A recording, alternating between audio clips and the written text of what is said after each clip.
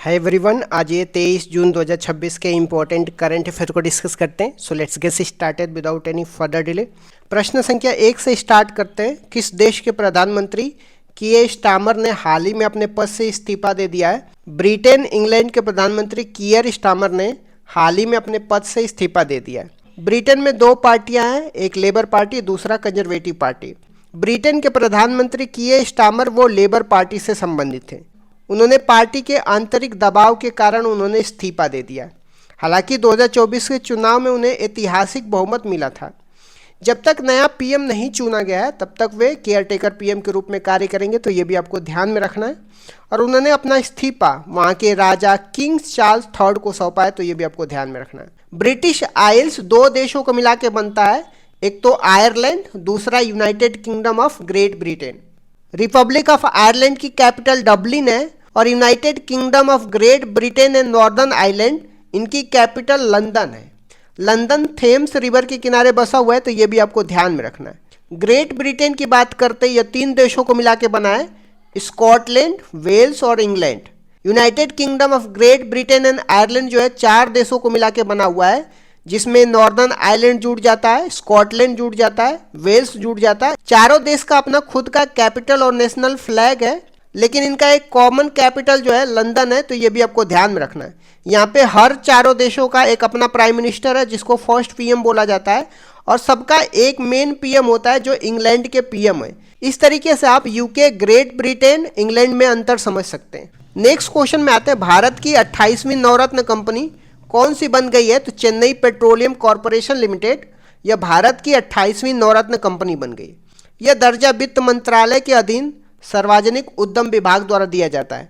नवरत्न की बात करते हैं तो नवरत्न दर्जा मिलने से कंपनी सरकार के मंजूरी के बिना 1000 करोड़ या अपनी नेटवर्थ का 15% निवेश कर सकती है। 27वीं नवरत्न कंपनी असम की नुमालीगढ़ रिफाइनरी थी, तो ये भी आपको ध्यान में रखना है। यहाँ पे आप देख सकते हैं चेन्नई पेट्रोलियम कॉरपोरेशन लिमिटेड जो है 28वीं नवरत्न कंपनी बन गई है, तो ये भी आपको ध्यान में रखना है। नेक्स्ट क्वेश्चन में आते हैं, भारतीय महिला हॉकी टीम ने FIH महिला नेशंस कप 2026 का खिताब कहां जीता है? तो न्यूजीलैंड में जीता है। भारत ने फाइनल में मेजबान न्यूजीलैंड को 0-2 से हराकर यह खिताब जीता है। भारत ने यह खिताब दूसरी बार जीता है, पहली बार 2022 में जीता था, तो यह भी आपको ध्यान में रखना है। यहाँ पे आप देख सकते हैं इंडिया एक बार फिर से चैंपियंस बन गया। इन्होंने न्यूजीलैंड को 0-2 से हरा करके फाइनल में फिच वुमेन नेशन कप 2026 जीता है। यहाँ पे आप बात करते हैं न्यूजीलैंड की, तो न्यूजीलैंड जो है ऑस्ट्रेलिया का पड़ोसी देश है और यह पैसिफिक ओशन में सिचुएटेड है। इसकी कैपिटल की बात करते हैं तो वेलिंगटन है, तो ये भी आपको ध्यान में रखना है। नेक्स्ट क्वेश्चन में आते हैं, उल्लास पहल के तहत देश का छठा पूर्णतः साक्षर राज्य कौन सा बन गया? तो उत्तराखंड बन गया। उल्लास पहल का लक्ष्य है 15 वर्ष या उससे अधिक उम्र के 95% से अधिक लोगों को साक्षर बनाना। उत्तराखंड से पहले मिजोरम, गोवा, त्रिपुरा, हिमाचल प्रदेश और सिक्किम यह उपलब्धि हासिल कर चुके हैं। केंद्र शासित प्रदेशों में लद्दाख एकमात्र यूनियन टेरिटरी है जो पूर्णतः साक्षर हुआ है। आप यहाँ पे देख सकते हैं उत्तराखंड स्टेट जो है पूरी तरह से लिटरेट स्टेट बन गया है 98.7% लिटरेसी के साथ। इससे पहले 5 और राज्यों में मिजोरम, गोवा, त्रिपुरा, हिमाचल प्रदेश, सिक्किम बन गया है, तो ये भी आपको ध्यान में रखना है। नेक्स्ट क्वेश्चन में आते हैं, इंडियन एथलीट्स अवार्ड 2025 में best male athletes of the year का सम्मान किसे मिला है? तो नीरज चोपड़ा को मिला है। Best female athletes of the year Parul Chaudhary को मिला है धावक में, तो ये भी आपको ध्यान में रखना है। लाइफ टाइम अचीवमेंट अवार्ड की बात करते हैं तो PT ऊषा, अंजू बॉबी जॉर्ज, गुरुवचन सिंह और बहादुर सिंह को मिला, तो ये भी आपको ध्यान में रखना है। यहाँ पे आप देख सकते हैं नीरज चोपड़ा को बेस्ट मेल एथलीट्स अवार्ड 2025 से सम्मानित किया गया। यहाँ पे पारुल चौधरी को बेस्ट फीमेल एथलीट्स 2025 का अवार्ड मिला, तो ये भी आपको ध्यान में रखना है। नेक्स्ट क्वेश्चन में आते हैं, गिनीज वर्ल्ड रिकॉर्ड के अनुसार दुनिया का सबसे पुराना जमीनी जानवर कौन सा बन गया है? तो जोनाथन कछुआ बन गया है। इसकी उम्र 194 साल है और यह सेशल जाइंट कछुआ प्रजाति का है, तो यह भी आपको ध्यान में रखना है। वर्तमान में यह जोनाथन कछुआ सेंट हेलेना द्वीप पर है, तो यह भी आपको ध्यान में रखना है। नेक्स्ट क्वेश्चन में आते हैं, 4 ISO सर्टिफिकेट एक साथ हासिल करने वाली पहली भारतीय यूनिवर्सिटी कौन बन गई है? उस्मानिया यूनिवर्सिटी तेलंगाना की यूनिवर्सिटी है और इसने 4 ISO सर्टिफिकेट एक साल हासिल करने वाली पहली भारतीय यूनिवर्सिटी बन गई है। सर्टिफिकेट के क्षेत्र की बात करते हैं तो एनर्जी, पर्यावरण, शिक्षा, खाद्य सुरक्षा में यह सर्टिफिकेट दिया जाता है। यह सर्टिफिकेट भारतीय मानक ब्यूरो द्वारा प्रदान किए जाते हैं, तो ये भी आपको ध्यान में रखना है। यहाँ पे देख सकते हैं BIS grant 4 international ISO certificate to the Osmania university Hyderabad. Next question में आते हैं 19वें मुंबई इंटरनेशनल फिल्म फेस्टिवल में किस पुलिस डॉक्यूमेंट्री को गोल्डन कोच अवार्ड मिला है? तो सिल्वर पुलिस डॉक्यूमेंट्री को गोल्डन कोच अवार्ड मिला है। इसके निर्देशक नेतालिया हैं और यह पोलैंड की फिल्म है जो गरीबी, मेहनत और सम्मान को दर्शाती है। नेक्स्ट क्वेश्चन में आते हैं आंध्र प्रदेश के किस कार्यक्रम को वर्ल्ड बुक ऑफ रिकॉर्ड से मान्यता मिली है? योगा आंध्रा 2026 कार्यक्रम को वर्ल्ड बुक ऑफ रिकॉर्ड से मान्यता मिल गई है। इसमें 1.05 करोड़ से अधिक योग प्रेमियों ने पंजीकरण कराया है। यह आंध्र प्रदेश के मुख्यमंत्री चंद्रबाबू नायडू की पहल थी, तो यह भी आपको ध्यान में रखना है। नेक्स्ट क्वेश्चन में आते हैं अमित शाह ने नाफेड के कौन से नए पोर्टल लॉन्च किया है?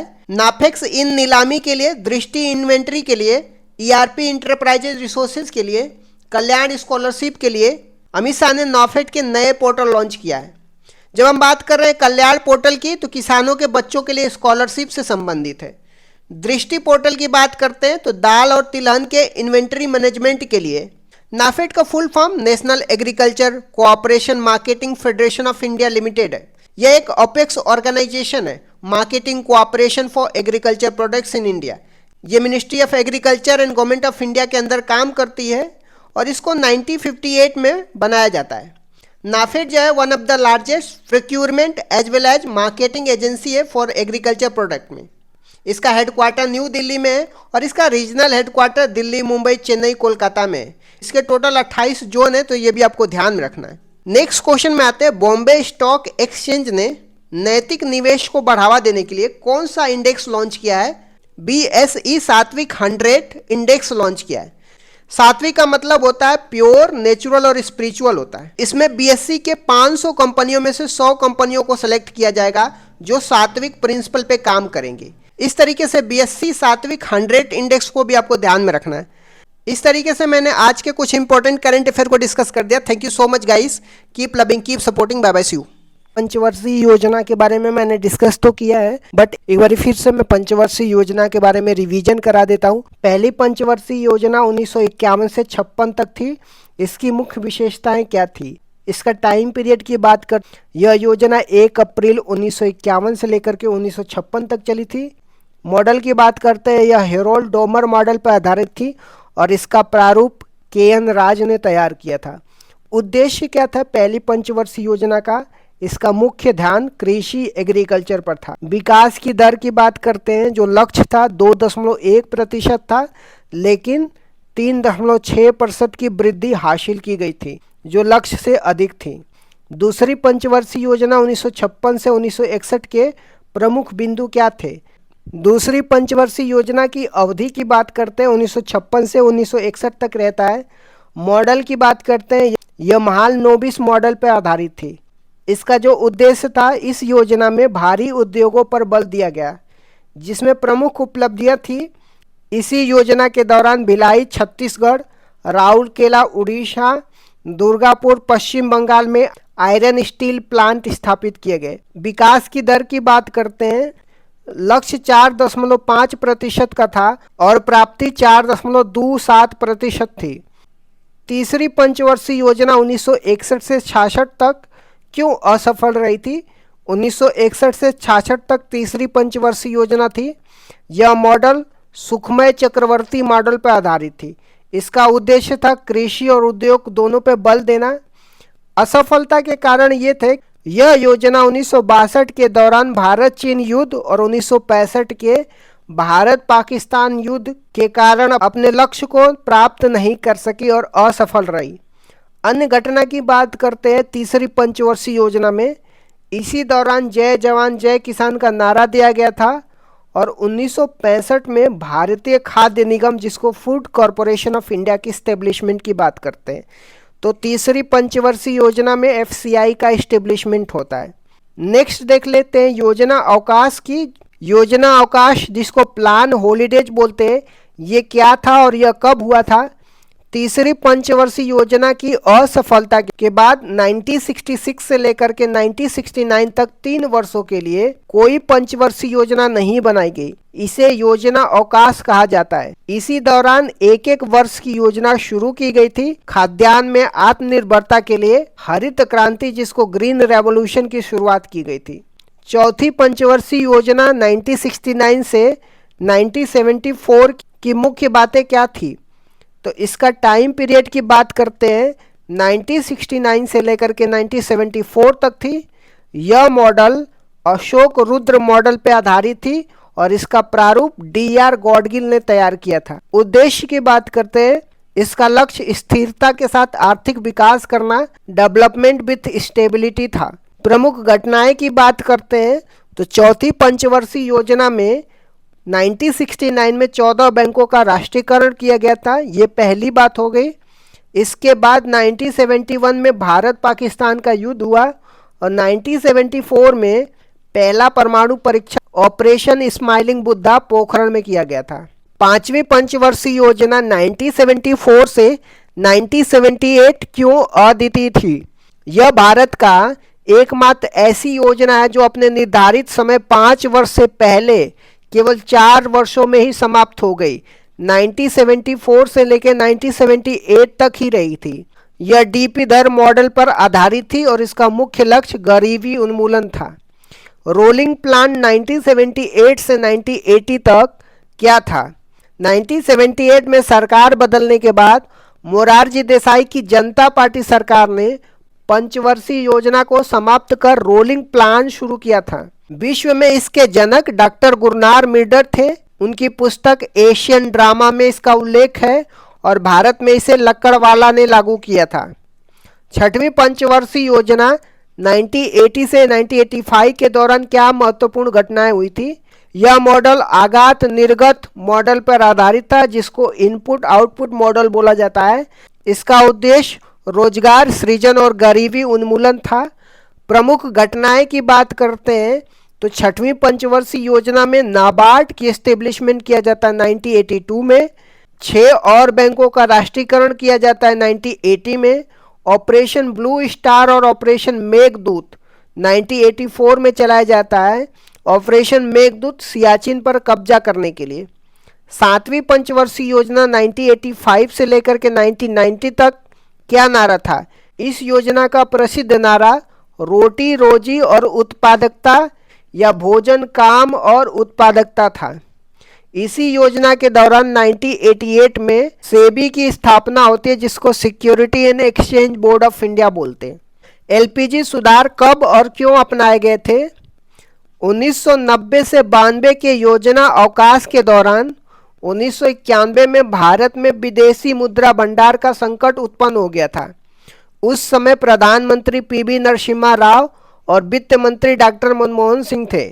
इस संकट से निपटने के लिए 1991 में नई आर्थिक नीति अपनाई गई थी, जिसे LPG सुधार कहा गया था। जो न्यू इकोनॉमी पॉलिसी अपनाई गई थी, जिसमें उदारीकरण, निजीकरण या वैश्वीकरण की बात की जाती है। 8वीं पंचवर्षीय योजना 1992 से 1997 का मुख्य फोकस क्या था? तो यह model John W Miller model पर आधारित थी। इसका मुख्य बल मानव संसाधन विकास था, जो 1990 में आए HDI मानव विकास सूचांक की अवधारणा से प्रेरित था। अन्य घटनाएं की बात करते हैं 8वीं पंचवर्षीय योजना में। इसी दौरान 73वां और 74वां संविधान संशोधन हुआ, जो पंचायती राज और नगर निगम के लिए है। इसी समय 1 जनवरी 1995 को WTO की स्थापना होती है, जिसको वर्ल्ड ट्रेड ऑर्गेनाइजेशन बोलते हैं। 9वीं और 10वीं पंचवर्षीय योजना का मुख्य बातें क्या थी? 9वीं पंचवर्षीय योजना 1997 से 2002 तक होता है। इसका लक्ष्य सामाजिक न्याय और क्षमता के साथ आर्थिक विकास था। प्रधानमंत्री ग्राम सड़क योजना 25 दिसंबर 2000 को और कारगिल युद्ध 1999 में इसी दौरान हुआ था। 10वीं पंचवर्षीय योजना 2002 से 2007 तक थी। यह भी आगात निर्गात मॉडल पर आधारित थी। नरेगा अधिनियम 2005 में आया और 2 फरवरी 2006 को लागू हुआ था। 11वीं पंचवर्षीय योजना 2007 से लेकर 2012 की विकास दर की क्या विशेषता थी? इसका लक्ष्य तीव्र और समावेशी विकास, जिसको रैपिड एंड इंक्लूसिव डेवलपमेंट था। इसमें 8% की विकास दर हासिल की गई थी, जो सभी पंचवर्षीय योजनाओं में अब तक की सबसे ज़्यादा थी। शिक्षा का अधिकार, राइट टू एजुकेशन एक्ट 2009 इसी दौरान आया था। 12वीं पंचवर्षीय योजना 2012 से 2017 का लक्ष्य क्या था? यह अंतिम पंचवर्षीय योजना था जो 2012 से 2017 तक चला था। इसका लक्ष्य तीव्र, सतत और अधिक समावेशी विकास, जिसको rapid, sustainable and inclusive development था। इसमें कृषि के लिए 4% और प्रजनन दर को 2.1%, जिसको प्रतिस्थापन दर बोलते हैं, पर लाने का लक्ष्य रखा गया था। भारतीय संविधान के प्रमुख संशोधन और उसके प्रावधान के बारे में देखने वाले हैं। पहला संविधान संशोधन कब हुआ था? 1951 में हुआ था। संविधान में 9वीं अनुसूची जोड़ी गई थी, जिसका संबंध भूमि सुधार से है। अनुच्छेद 15 क्लॉज 4 भी जोड़ा गया, जो सामाजिक और शैक्षिक रूप से पिछड़े वर्गों के लिए आरक्षण का प्रावधान करता है। 7वां संविधान संशोधन 1956 में राज्य पुनर्गठन से संबंधित है। यह प्रावधान किया गया कि 2 या 2 से अधिक राज्यों के लिए एक राज्यपाल हो सकता है। इस समय भारत में 14 राज्य और 6 केंद्र शासित प्रदेश थे। फजल अली कमीशन का गठन 1953 में इसी उद्देश्य से हुआ था। 15वां संविधान संशोधन 1963 में हुआ था। हाई कोर्ट के न्यायाधीशों की सेवानिवृत्ति की आयु 60 से बढ़ाकर के 62 कर दिया गया था। 21वां संविधान संशोधन 1967 में हुआ था। इस संविधान संशोधन से संविधान की 8वीं अनुसूची में 15वीं भाषा के रूप में सिंधी भाषा को जोड़ा गया और मूल संविधान में 14 भाषाएं थी, अब जाकर के 22 भाषाएं हैं। 24वां संविधान संशोधन 1971 में हुआ था। इंदिरा गांधी के कार्यकाल में संसद को संविधान संशोधन की असीमित शक्तियां प्रदान की गई थी। हालांकि इसके बाद केशवानंद भारती केस 1973 में सुप्रीम कोर्ट ने स्पष्ट किया कि संसद की यह शक्ति असीमित नहीं है, बल्कि सीमित है और इस संविधान के मूल ढांचा को नहीं बदल सकती है। 26वां संविधान संशोधन 1971 की बात करते हैं। राजाओं को दिए जाने वाला प्रीवी पर्स को समाप्त कर दिया गया, जो देशी रियासतों के एकीकरण के बदले में दी जाने वाली एक बड़ी राशि थी। 36वां संविधान संशोधन 1975 में सिक्किम को भारत का पूर्ण राज्य बनाया गया और ये भारत का 22वां राज्य सिक्किम बन के आया था। 42वां संविधान संशोधन 1976 की बात करते हैं। इसे मिनी कॉन्स्टिट्यूशन या लघु संविधान कहा जाता है। 42वां संविधान में प्रस्तावना में संशोधन किया, जिसमें समाजवाद, पंथ निरपेक्ष, अखंडता शब्द जोड़े गए और प्रस्तावना में अब तक ये एकमात्र संशोधन है। 42वां संविधान संशोधन में फंडामेंटल ड्यूटी जोड़ी गई थी, जो भाग 4A में अनुच्छेद 51A को जोड़ा गया था, जिसमें मौलिक कर्तव्य शामिल थे। यह सरदार स्वर्ण सिंह समिति की सिफारिश पे फंडामेंटल ड्यूटी, जिसको मौलिक कर्तव्य बोलते हैं, इसको जोड़ा गया था। 42वां संविधान संशोधन में राज्य सूची से समवर्ती सूची में विषयों को हस्तांतरण किया गया, जिसमें 5 विषय वन, वन्यजीव, मापतोल, न्याय प्रशासन और शिक्षा को राज्य सूची से समवर्ती सूची में स्थानांतरित किया गया। नए अनुच्छेद आर्टिकल 39A जो निःशुल्क कानूनी सहायता की बात करता है, आर्टिकल 48A जो पर्यावरण संरक्षण की बात किया जाता है, ये भी 42वां संविधान संशोधन में जोड़ा जाता है। 44वां संविधान संशोधन 1978 की बात करते हैं। ये मोरारजी देसाई के कार्यकाल में हुआ था। इसमें संपत्ति के अधिकार में बदलाव किए जाते हैं। संपत्ति के अधिकार को मौलिक अधिकार की सूची से हटा करके इसे कानूनी अधिकार, जिसको लीगल राइट बनाया गया, जो अब अनुच्छेद 300A में है। पहले संपत्ति का अधिकार अनुच्छेद 31 में था। राष्ट्रीय आपातकाल, नेशनल इमरजेंसी की बात करते हैं। इसमें राष्ट्रीय आपातकाल के लिए आंतरिक अशांति के स्थान पे सशस्त्र विद्रोह शब्द का प्रयोग किया गया। राष्ट्रीय आपातकाल लगने के लिए कैबिनेट की लिखित अनुमति को अनिवार्य किया गया। संविधान में कैबिनेट शब्द की पहली बार उल्लेख इसी संशोधन में हुआ था। आ जाते हैं 52वां संविधान संशोधन की बात करते हैं, जो 1985 में हुआ था। राजीव गांधी के कार्यकाल में दल बदल विरोधी कानून आया था, जिसको एंटी डिफेक्शन लॉ बोलते हैं। संविधान में 10वीं सूची जोड़ी गई, जिसका उद्देश्य दल बदल को रोकना था। आ जाते हैं 61वें संविधान संशोधन, जो 1989 में हुआ था। यह राजीव गांधी के कार्यकाल में मतदान की आयु 21 वर्ष से घटा करके 18 वर्ष कर दी गई थी। अब आ जाते हैं 73वां संविधान संशोधन 1992 में। पंचायती राज व्यवस्था या ग्रामीण स्थानीय स्वशासन से संबंधित है। संविधान के भाग 9 और 11वीं अनुसूची जोड़ी गई, जो पंचायती राज से संबंधित है। भाग 9 में अनुच्छेद 243 से लेकर के 243O शामिल किया गया 24 अप्रैल 1993 से इसको लागू किया गया। 74वां संविधान संशोधन 1992 की बात करते हैं। ये शहरी स्थानीय स्वशासन की बात करता है, जिसमें नगर पालिका नगर निकाय से संबंधित है। संविधान में भाग 9A और 12वीं अनुसूची जोड़ी गई। 12वीं अनुसूची में टोटल 18 विषय हैं। आ जाते हैं 86वें संविधान संशोधन 2002 की बात करते हैं। 6 से 14 वर्ष के बच्चों के लिए अनिवार्य और मुफ्त शिक्षा का प्रावधान किया गया। अनुच्छेद 21A जोड़ा गया, जिसके तहत शिक्षा का अधिकार एक मौलिक अधिकार बन गया। अनुच्छेद 51A क्लॉज के रूप में 11वां मौलिक कर्तव्य भी जोड़ा गया था। आ जाते हैं 89वां संविधान संशोधन 2003 की बात करते हैं। अनुच्छेद 338A को जोड़ा गया, जिसमें राष्ट्रीय अनुसूचित जनजाति आयोग, जिसको national commission for scheduled tribe का उल्लेख है। अनुच्छेद 338 में राष्ट्रीय अनुसूचित जाति का उल्लेख किया गया है। 91वां संविधान संशोधन 2003 की बात करते हैं। मंत्रिपरिषद के आकार को सीमित किया गया। इसके अनुसार कुल लोकसभा सदस्यों के 15% से अधिक मंत्री नहीं हो सकते। आ जाते हैं 92वां संविधान संशोधन 2003 की बात करते हैं। 8वीं अनुसूची में 4 भाषाएं जोड़ी जाती है, जो बोडो, डोंगरी, संथाली और मैथिली होती है। 97वां संविधान संशोधन 2011 में सहकारी समिति से संबंधित है। संविधान के भाग 9B अनुच्छेद 43B और अनुच्छेद 19 क्लॉज 1 क्लॉज C में सहकारी समिति शब्द जोड़ा गया। 99वां संविधान संशोधन 2014 की बात करते हैं। यह एक ऐसा संविधान संशोधन था जिसमें सुप्रीम कोर्ट ने असंवैधानिक करार दिया था। यह राष्ट्रीय न्यायिक नियुक्ति, जिसको नेशनल जुडिशरी अपॉइंटमेंट कमीशन के निर्माण की बात करता है, जिसका उद्देश्य कॉलेजियम पद्धति को बदलना था। आ जाते हैं 100वां संविधान संशोधन 2015 की बात करते हैं। भारत और बांग्लादेश के बीच में 3 बीघा कॉरिडोर जमीन के आदान प्रदान से संबंधित है। 101वां संविधान संशोधन 2016 की बात करते हैं, जिसमें GST, जिसको गुड्स एंड सर्विस टैक्स बोलते हैं, इससे संबंधित है। यह 1 जुलाई 2017 को लागू हुआ। विजय केलकर समिति के सिफारिश पर यह आया था। संविधान में अनुच्छेद 246A GST का उल्लेख है और अनुच्छेद 279A जो GST काउंसिल का उल्लेख, जिसका प्रमुख भारत के वित्त मंत्री होता है, ये सब जोड़ा गया। 102वां संविधान संशोधन 2018 की बात करते हैं। इसमें आर्टिकल 338B जोड़ा गया, जिसमें राष्ट्रीय पिछड़ा वर्ग आयोग की बात करता है। इसमें यह निर्धारित किया गया कि कौन सी जाति पिछड़ा वर्ग में आएगी और यह अधिकार केंद्र सरकार का होगा।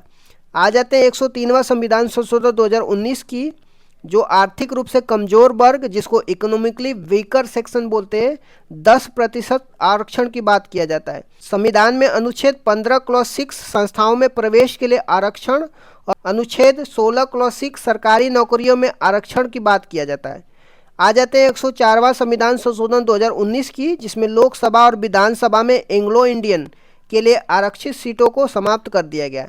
अनुसूचित जाति अनुसूचित जनजाति के लिए आरक्षण को 10 साल के लिए क्या कर दिया गया, बढ़ा दिया गया। आ जाते हैं 105वां संविधान संशोधन 2021 की। यह 102वें संविधान संशोधन में संशोधन करता है।